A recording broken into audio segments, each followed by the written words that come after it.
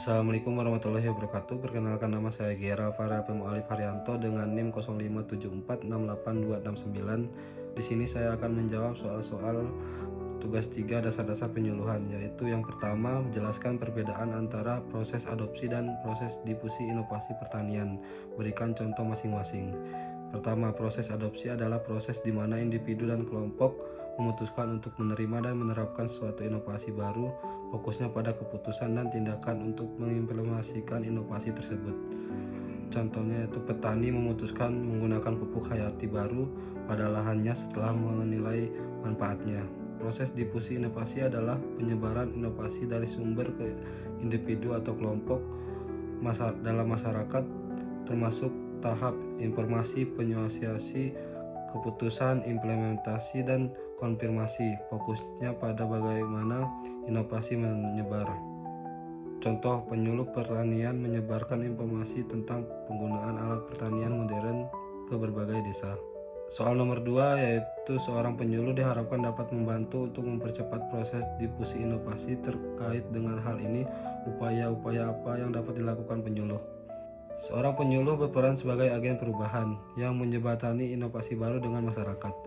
Untuk mempercepat proses difusi, penyuluh dapat melakukan upaya konkret seperti memberikan informasi yang jelas dan akurat tentang inovasi, menyediakan pelatihan langsung di lapangan agar petani memahami cara penggunaan inovasi, menjalin komunikasi dengan kelompok tani agar pengalaman sukses dari satu petani dapat ditiru oleh petani lain, membantu mengurangi hambatan misalnya biaya, akses, atau pengetahuan sehingga adopsi lebih mudah, memotivasi petani melalui insentif atau pengakuan terhadap keberhasilan penggunaan inovasi. Soal nomor 3, salah satu jenis pendekatan penyuluhan adalah penyuluhan partisipatif.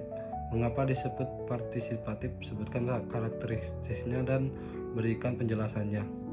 Penyuluhan partisipatif disebut demikian karena pendekatan ini menempatkan masyarakat sasaran sebagai subjek atau pelaku utama dan proses perencanaan, pelaksanaan, dan evaluasi kegiatan petani bukan hanya menerima informasi tetapi juga berperan aktif dalam menentukan solusi.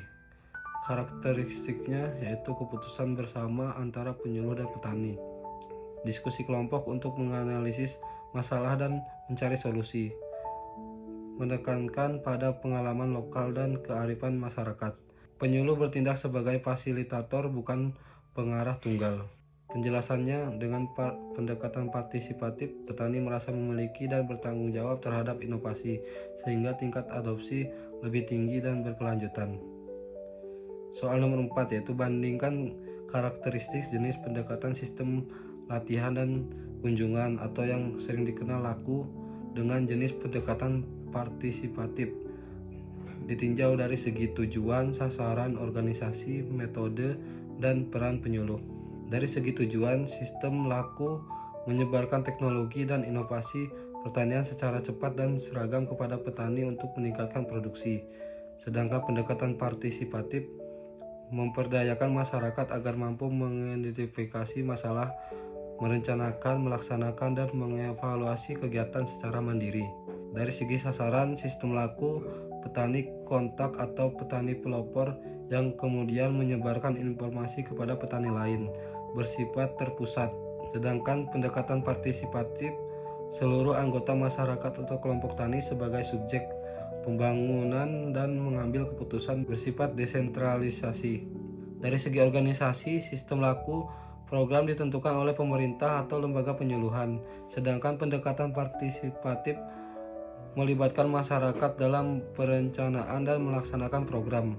Dari segi metode, sistem laku menggunakan jadwal kunjungan tetap, pelatihan berkala, demokrasi, ceramah, dan penyampaian teknologi dari penyuluh kepada petani.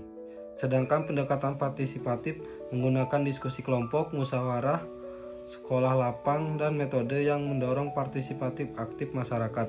Dari segi peran penyuluh, sistem laku sebagai sumber informasi, pengajar, dan penyampaian teknologi kepada petani.